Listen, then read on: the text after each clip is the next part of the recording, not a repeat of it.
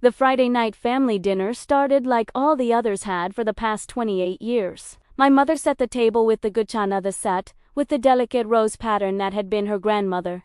My father carved the roast at the head of the table, his reading glasses perched on his nose as he concentrated on getting even slices. My older brother Marcus sprawled in his usual chair, already scrolling through his phone before the food was even served. And my sister Victoria Perfect, golden Victoria, sat in the seat of honor to Dad's right, glowing with that particular radiance that comes from knowing you read the favorite and never having to question it. I sat at the far end of the table, the corner seat that was technically still part of the family arrangement, but might as well have been in a different room. "Emma, pass the potatoes," Marcus said without looking up from his phone.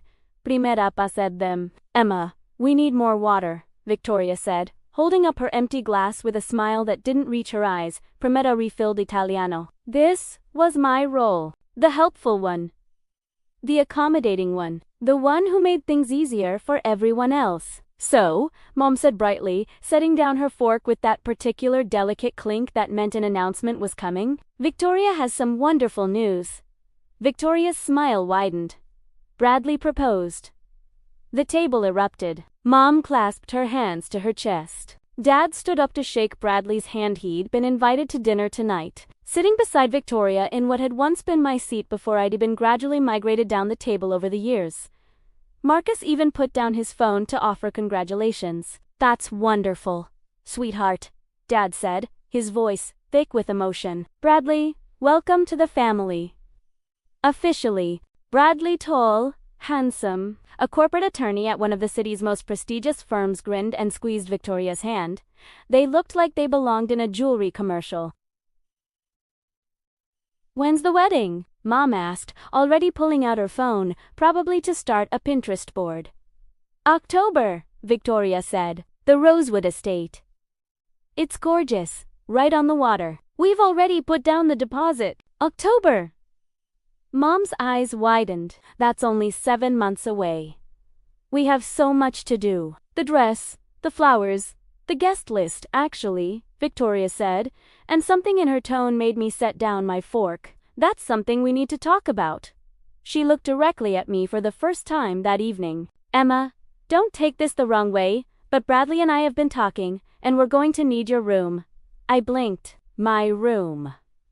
"Well, technically, it's not your room," Victoria said with a light laugh. "It's Mom and Dad's house. But, yes, the room you're currently using. Bradley's moving in next month, and we're going to need the space for wedding planning. You understand?" I stared at her. "Victoria, I've lived in that room for 10 years, since I moved back after college." "Exactly," she said, as if I'd just proven her point. 10 years. Emma, don't you think it's time you got your own place? Most people your age are independent by now." "I pay rent," I said quietly. "Oh, that?" Mom waved her hand dismissively. "Emma, the $400 a month you give us barely covers utilities. It's not like you're actually contributing to the mortgage." Something cold settled in my chest, but I kept my voice calm. "I see. Look, we're not trying to be mean," Victoria continued, her voice taken on that patient tone people use when they about to say something cruel but want to seem reasonable. "It's just that Bradley and I are starting our life together, and this is Mom and Dad's house. They should be able to offer it to the child who is actually doing something with their life." Victoria Das said, but it was a gentle rebuke, the kind that said, maybe phrase it differently rather than what you're saying is wrong. "I have a job," I said. "I work at Morrison & Associates. As a paralegal," Marcus interjected, finally contributing to the conversation. "Let's be real, Em. You've been there for 6 years with no promotion. Victoria's a senior marketing director. There's a difference. And Bradley's a partner track attorney," Mom added, beaming at him. "They're going to need space to entertain, to host colleagues. It's important for their careers." I looked around the table, at my mother, who was already mentally redecorating my room, at my father, who wouldn't meet my eyes, at Marcus, who'd gone back to his phone, at Victoria, who looked sympathetic but immovable, like someone sad about putting down a sick pet but knowing it's for the best, at Bradley, who I'd met exactly 4 times, and who was already being welcomed into the family in ways I'd never been. When do I need to be out? I asked. Sunday would be ideal, Victoria sighed. That gives you the weekend to pack. Bradley's lease ends Monday, and we want to get him settled. Sunday, I repeated. That's 2 days from now. You're resourceful, Mom said encouragingly. I'm sure you'll find something. Maybe one of your friends has a couch you can use while you look for an apartment. I took a breath, then another. I need to use the restroom, I said, standing up. Don't be dramatic about this, Emma, Victoria called after me. It's not personal. I didn't go to the bathroom. I went to my room and sat on the edge of the bed I did since high school. The same bed I'd cried in when Tommy Morrison broke up with me junior year. The same bed I'd studied on, earning a 3.9 GPA that nobody had attended my graduation to celebrate because Victoria had a work presentation the same day. The same bed I'd slept in for 10 years, while I quietly, systematically, saved their lives. I pulled out my phone and opened my banking app. The main checking account showed $847.23.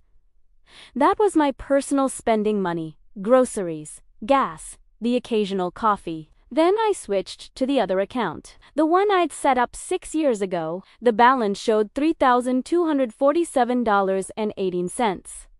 But it was the transaction history that mattered. I scrolled through it, looking at 6 years of payments, each one carefully documented. Mortgage payment, $2,850. Auto deduct to Colonial Bank repeats monthly. That was the house payment. The house they thought they owned free and clear because Dad had paid it off 5 years ago. Property tax payment, $4,200 annual payment to City Revenue Department. Home insurance, $1,680. Autodidact to secure home insurance. Marcus student loan payment, $340 monthly payment to federal student aid. That one had been going on for 3 years. Marcus thought his loans had been forgiven through some government program. Victoria MBA tuition, final payment $8,500, one-time payment to State University that had been 2 years ago. She thought she'd gotten a scholarship for her last semester. Dad's heart medication, $240 monthly. Autodidact to CVS Pharmacy Mom. SCAR payments, $380 monthly payment to Apex Auto Loans. I kept scrolling. 6 years of payments, birthdays, Christmas gifts, emergency repairs, medical bills, all of it carefully categorized, all of it documented, all of it anonymous. They thought they were doing well. They thought Dad's retirement pension was enough. They thought Victoria's budgeting skills had helped them pay off the mortgage early. They had no idea. I did the math in my head. $2,850 for the mortgage. $620 for Marcus's loans and Mom's car. $240 for Dad's medication. $350 average for property tax and insurance monthly. Another $400 for the miscellaneous crises, the water heater that broke, the roof repair, Victoria's professional wardrobe investment, roughly $4,500 per month. For 6 years, $324,000. I'd paid $324,000 to keep them afloat, and they thought I contributed $400 a month that barely covered utilities. I sat there for a long moment, staring at the numbers. Then I went back downstairs. They were on dessert when I returned. Mom had made her famous apple pie, and Victoria was taking delicate bites while describing her vision for the wedding cake. "Emma," Mom said with forced brightness, "are you feeling better? You were up there for a while." "I'm fine," I said, sitting back down in my corner seat. "Actually, I wanted to talk about the move." "Oh good," Victoria sighed. "I was worried you were going to make this difficult." "No," Primeta sighed calmly. "I'm not going to make it difficult. I'll be out by Sunday, just like you asked." Relief flooded Mom's face. "That's wonderful, honey. Very mature of you. I just have one question first," I continued. I pulled out my phone and set it on the table, screen up. "Dad, do you remember when you paid off the mortgage?" Dad blinked at the sudden change in topic. Yes. About 5 years ago. Used the remainder of my retirement bonus." "Why? And you're sure it's paid off?" Of course, I'm sure. We don't get mortgage statements anymore. Right, I said. That's because the statements come to a different address now. They've been coming to my email for the past 6 years. The table went quiet. What are you talking about? Mom asked slowly. I turned my phone around so they could see the screen. The banking app was still open, showing the transaction history. I'm talking about the fact that the mortgage wasn't paid off 5 years ago. Dad's retirement bonus was $30,000 short. You still owed $142,000 on this house. Dad's face went pale. That's not he paid it. I have the documentation. You have a letter saying the loan was satisfied? I said, which it was. Because I paid the remaining balance and then set up automatic payments to myself for the next 15 years to cover what you still owed. As far as Colonial Bank is concerned, the mortgage is paid off. As far as you're concerned, you've been making payments to me. That's not possible, Mom whispered. It's very possible. I'm a paralegal. Remember? I work in real estate law. Setting up a structured loan payment is literally what I do 40 hours a week. I swiped to the next screen. Marcus, your student loans. The ones you think were forgiven 3 years ago through that public service loan forgiveness program you never actually qualified for because you work in private sector sales. Not public service. I've been paying $340 a month for 36 months. That's $12,240. Marcus's mouth opened, but no sound came out. Victoria, your MBA. That final semester scholarship that covered your remaining tuition? That was me, $8,500. Paid in full. Victoria's perfect complexion had gone very pale. Dad's heart medication that insurance started covering last year. They didn't start covering it. I started paying it, $240 a month. Mom's car that she got such a great deal on 4 years ago. I looked around the table. Property taxes, home insurance. The new water heater 2 years ago, the roof repair last summer. Victoria's professional development wardrobe budget, Marcus's company bonus that he got last Christmas. All of it. Me. Why would you do that? Dad asked, his voice barely above a whisper. Because you're my family, Primera Said, simply. And 6 years ago, you were going to lose this house. You were 2 months behind on the mortgage. Dad's medications were being rationed because you couldn't afford them, and Mom was having panic attacks about money every night.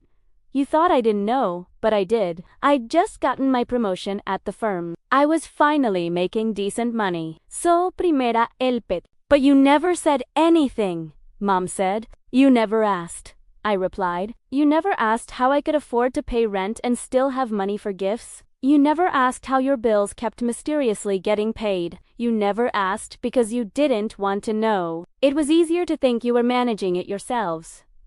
The silence was absolute. So here's what's going to happen, I said, my voice still calm, still professional. I'm going to move out by Sunday, just like Victoria asked. And on Monday morning, I'm going to cancel every single automatic payment I have set up. The mortgage transfers to the account Colonial Bank you see stale, start sending you bills again. For the remaining $95,000 you owe, Marcus's student loan payments will stop, which means his loans will go back into active status with interest. The property tax payment is due next month. That's $4,200 you'll need to come up with. Dad's medication autopay will cancel. Mom's car payment will default after the first missed payment, which will impact your credit score. Emma, Mom started.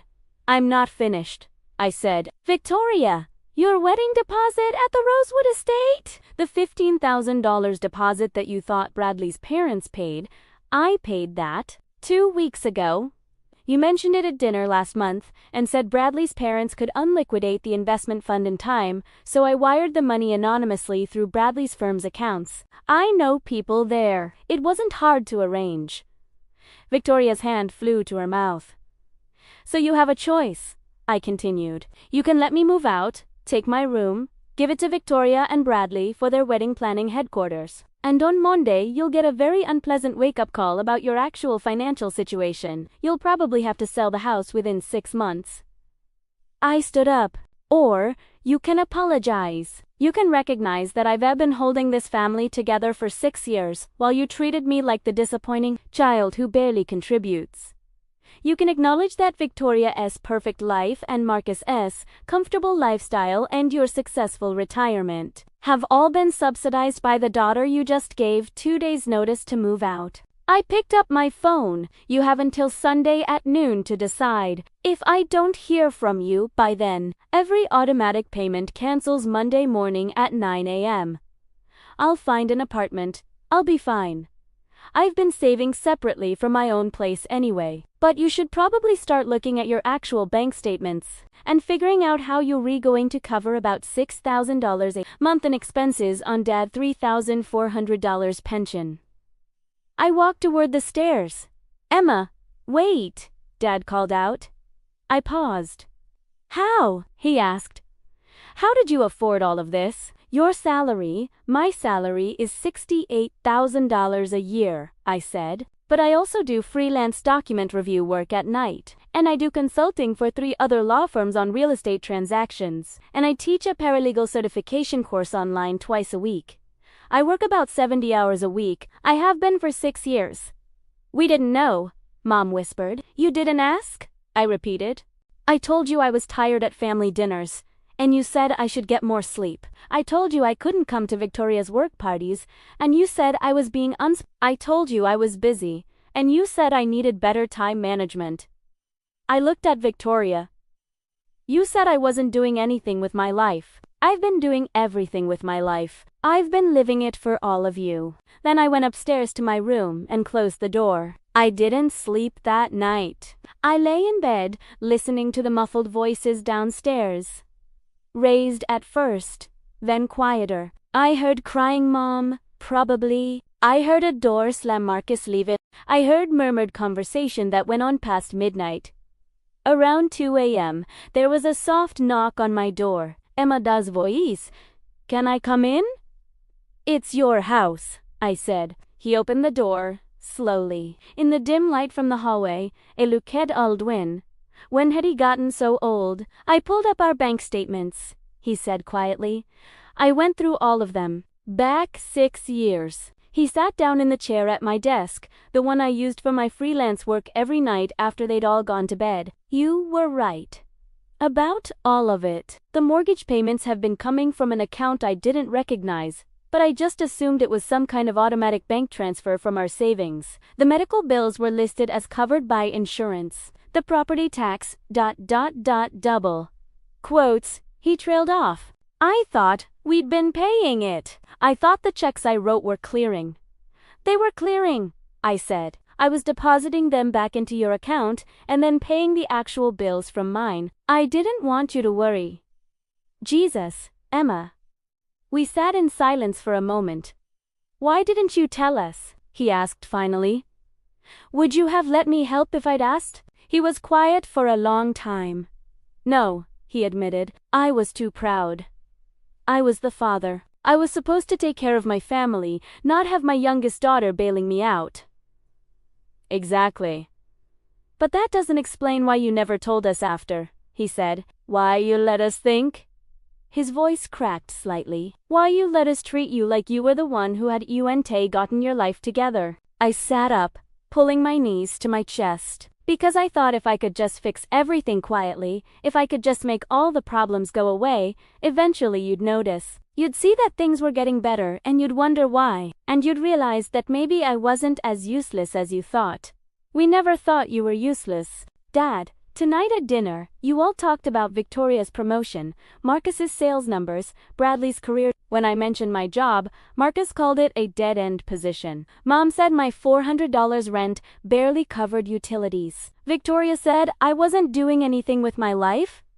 I looked at him. I've been working myself to exhaustion for 6 years, and not one of you noticed. Not one of you asked why I was always tired, or why I never went out, or how I could afford to keep giving you guys money for emergencies. You just took it and assumed I was managing my own life poorly, while barely contributing to yours.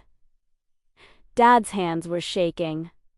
I'm sorry, he whispered. I know. No, I mean Emma, I'm so sorry.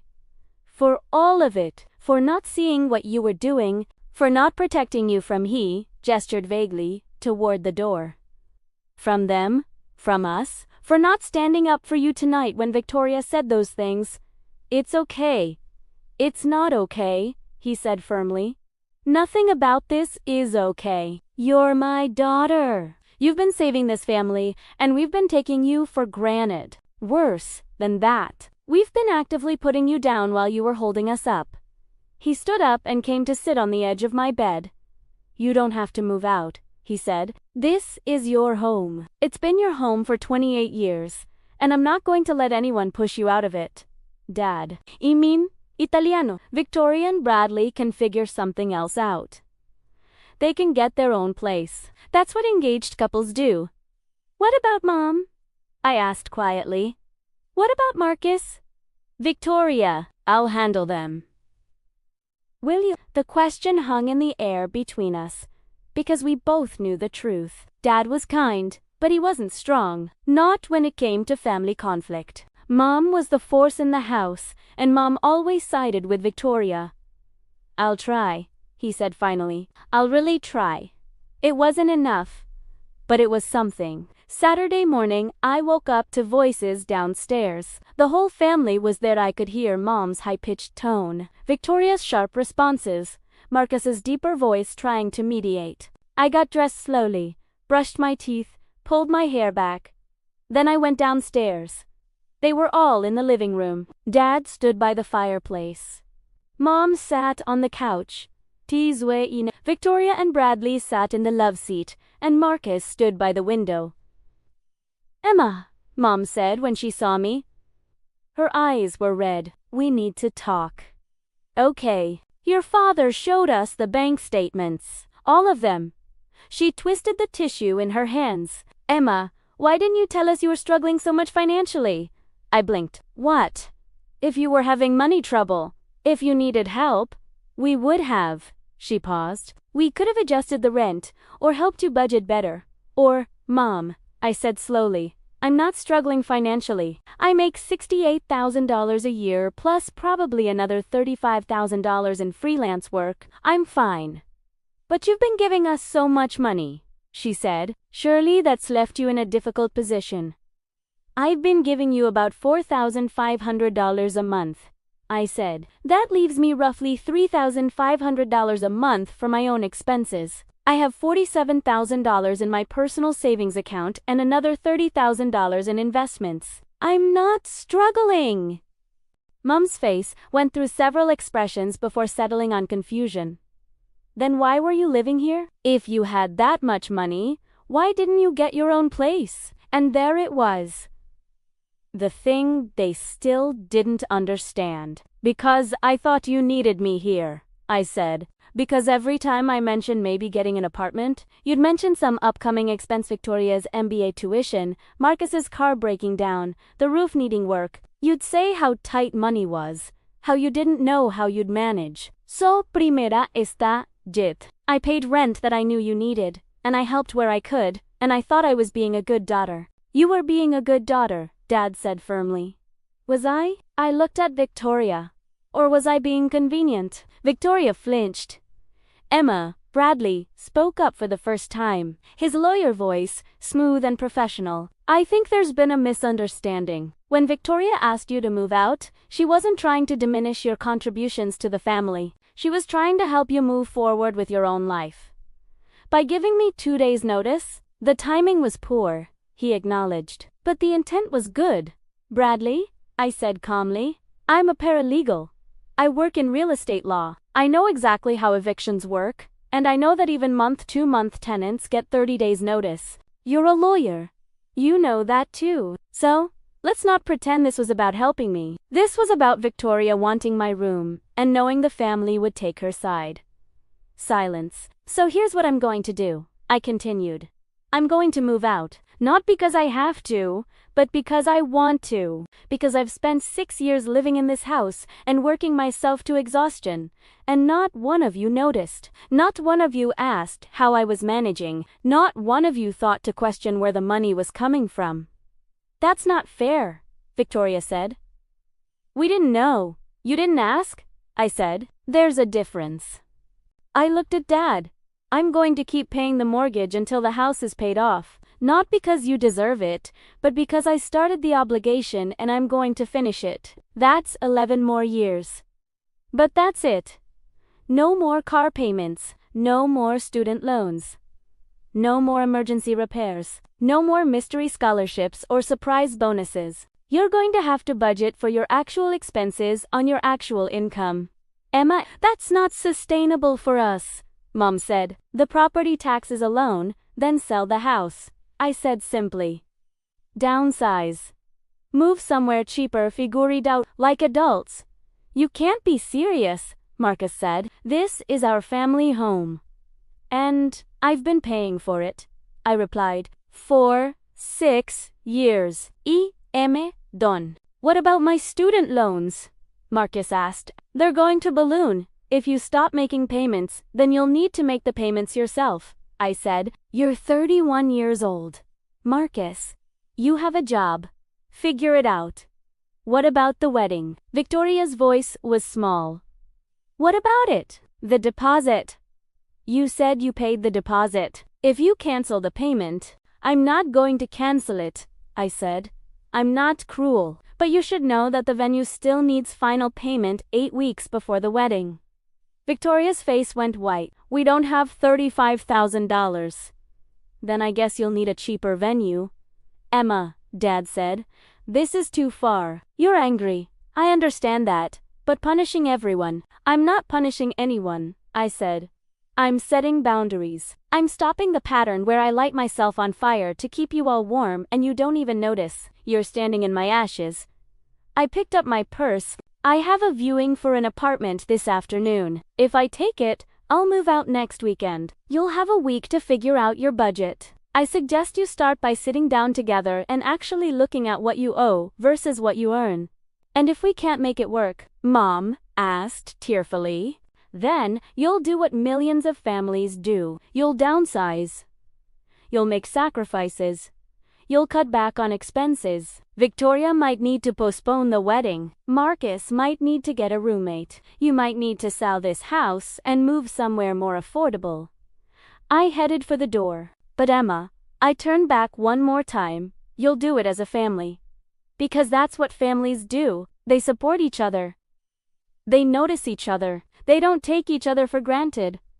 We love you, Mom said desperately. I love you too, I replied. But love isn't enough anymore. It hasn't been for a long time. I moved into my new apartment 2 weeks later. It was a beautiful one-bedroom in a converted warehouse downtown, with exposed brick and huge windows and rent that was actually less than what I had been paying for my old room plus my family's expenses. Dad helped me move. Just Dad. Marcus had to work. Mom had a headache. Victoria was dealing with wedding stress. We didn't talk much as we carried boxers up 3 flights of stairs, but as we were finishing, as Dad was getting ready to leave, he hugged me. I'm proud of you, he said. I should have said that more. I should have said it every day. Thanks, Dad. Are you going to be okay? He asked. Yeah, I said. I'm going to be better than okay. And I meant it. The first month after I canceled the automatic payments was rough for them. Dad called me 3 times in the first week alone. The mortgage bill had arrived, the property tax notice. Marcus's student loan company had started calling. Emma, we need to talk about this, Dad said. We can't afford all of these payments at once. I know, I said. You're going to need to prioritize. Mortgage first. Property tax second. Everything else you'll need to negotiate payment plans for. Can't you just know? Dad, I can't? Mom called me too. Se criet. Pero se. She said I was destroying the family, that we'd never recover from this, that Victoria's wedding was going to be ruined. Mom, I said gently, Victoria's wedding is going to be fine. She and Bradley will figure something out. They're both adults with good jobs. But the Rosewood estate is expensive, I finished. Too expensive. They'll find somewhere else, somewhere beautiful but affordable. You don't understand, Mom said. This is her dream. And for 6 years, I've been funding everyone's dreams but my own. I replied. It's someone else's turn now.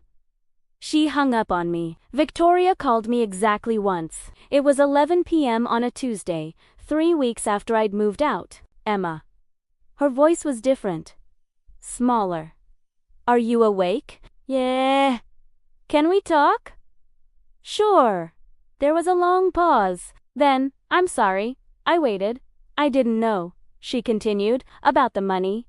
About how much you were doing. I honestly thought Dad had paid off the mortgage. I thought my MBA scholarship was real. I didn't know you were. Her voice cracked. I didn't know you were holding us all together.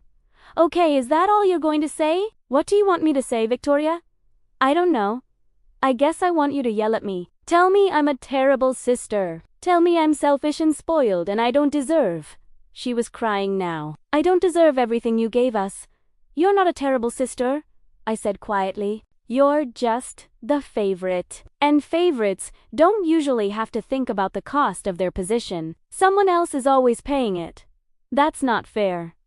Isn't it? She was quiet for a long moment. We had to cancel the Rosewood estate, she said finally. We can't afford it. Even with both our salaries, we can't make it work. We're getting married at the community center instead. Mom's devastated.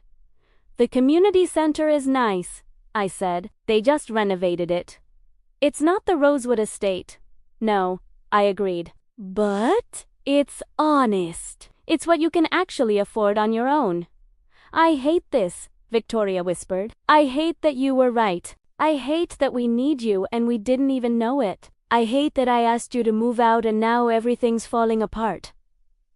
Things aren't falling apart, I said. They're just getting real. Will you come? She asked.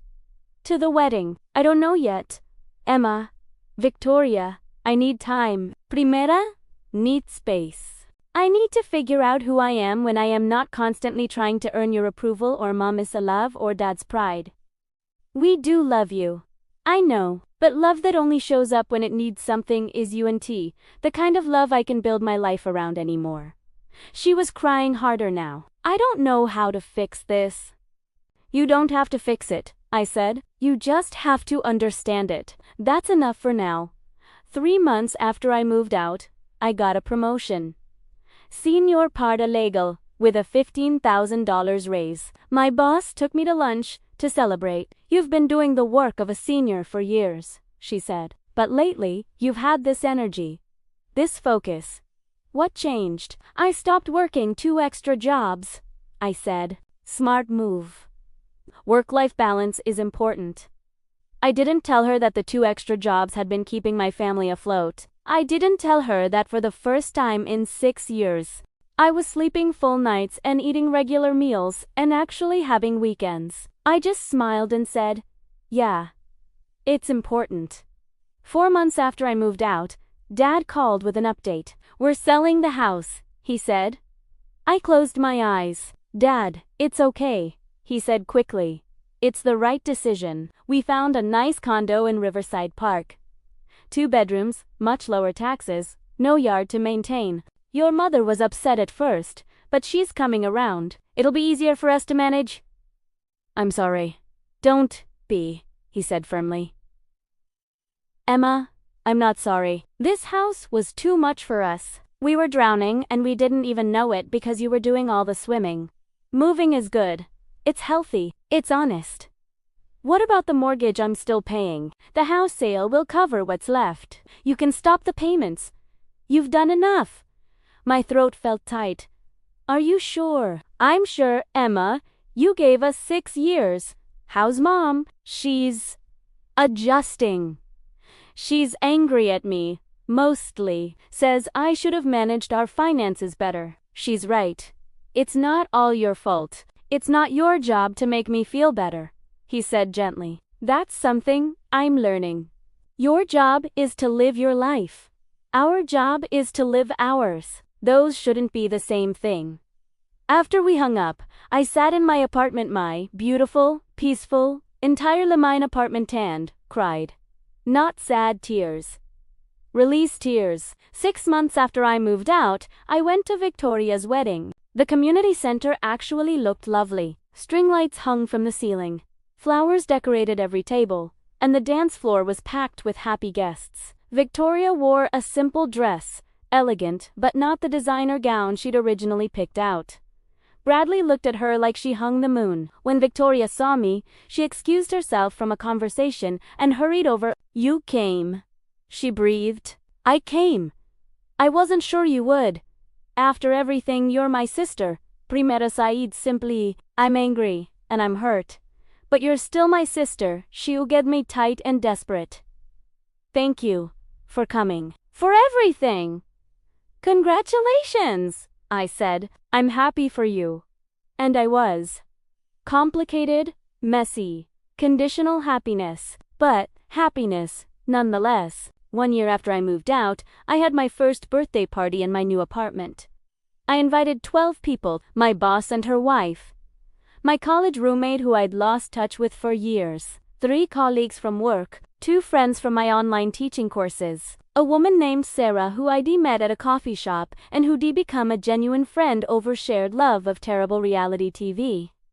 And my father, not my mother, not Marcus, not Victoria, just my fader who'd been slowly rebuilding our relationship, who came to my apartment once a week for dinner, who was learning to see me as a person rather than a supporting character in everyone else's story. We ate pizza and cake. We played stupid party games. And at the end of the night, as everyone was leaving, my father pulled me aside. "Your grandfather would be proud of you," he said. "He always said the strongest people aren't the ones who never bend. They're the ones who know when to stop bending." "I miss him," I said. "He'd miss you too, but he'd be glad you're finally living for yourself." After everyone left, I cleaned up the paper plates and empty bottles. I looked around my apartment, the space I paid for entirely with money I earned and kept. The furniture I'd chosen, the life I was building. My phone buzzed. A text from Victoria. "Happy birthday, Emma. Mom misses you. So do I. Maybe dinner next month?" I typed back, "Maybe. I'll let you know." Then I put my phone away, made myself a cup of tea, and sat by my window watching the city lights. I was 30 years old. I had $82,000 in savings. I had a career I was good at. I had friends who showed up. I had a father who was trying. I had boundaries. I had myself. And for the first time in 6 years, that felt like enough. More than enough. It felt like everything.